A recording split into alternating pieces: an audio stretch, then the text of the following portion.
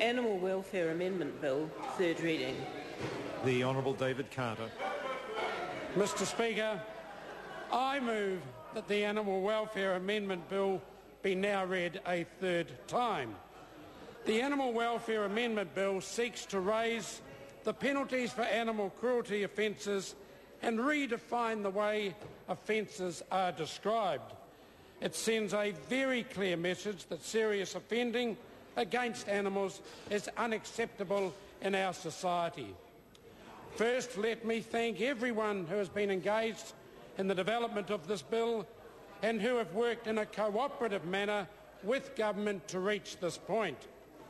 The government originally decided to adopt and prioritise this bill after it was advanced by the Minister of Parliament for Tauranga, Mr Simon Bridges, and I would like to thank that excellent member once again for bringing this important issue to the attention of the House.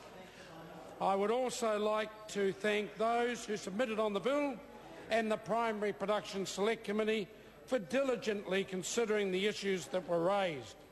And I would like to acknowledge that the bill has received strong support from every party in the House, which reflects the importance that Parliament gives to animal welfare in New Zealand.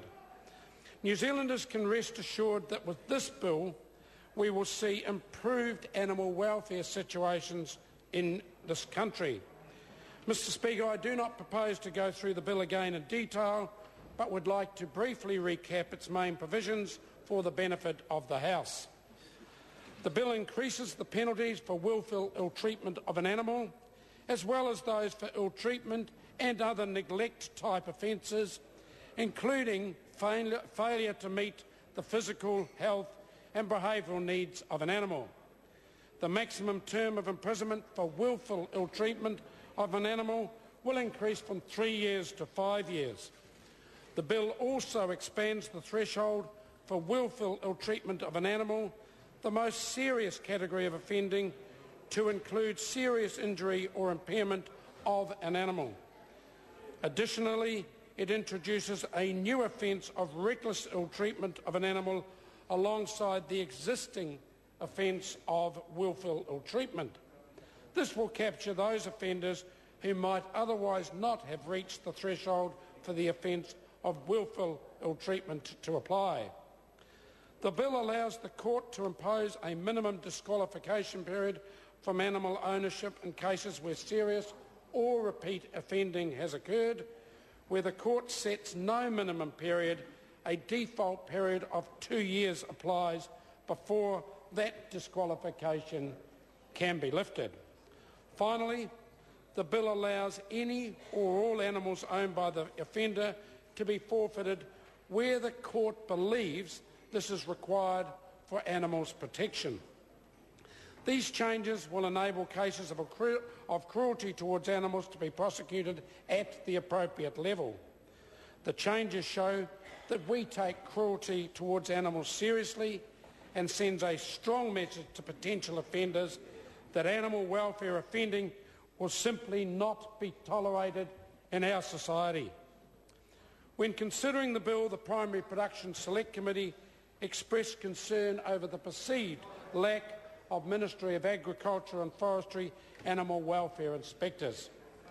Since becoming the Minister of Agriculture, Mr Speaker, I have taken prompt and positive steps to address this issue in the form of an extra $8.2 million for animal welfare activities over the next 4 years.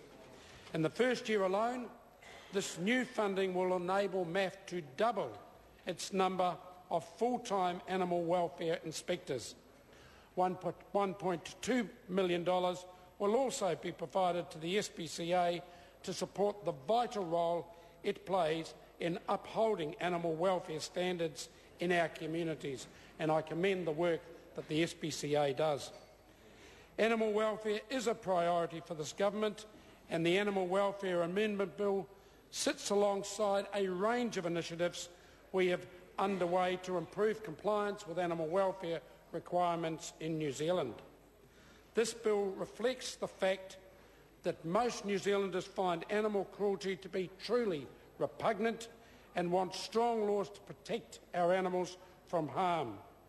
The government is confident that the bill will provide a higher level of protection for animals in New Zealand than has previously been the case. With the legal changes brought about by this bill, New Zealand can continue to uphold the highest standards of animal welfare. The bill will enable the judiciary to impose tougher sentences for serious offending and will give them the tools to protect more animals from harm.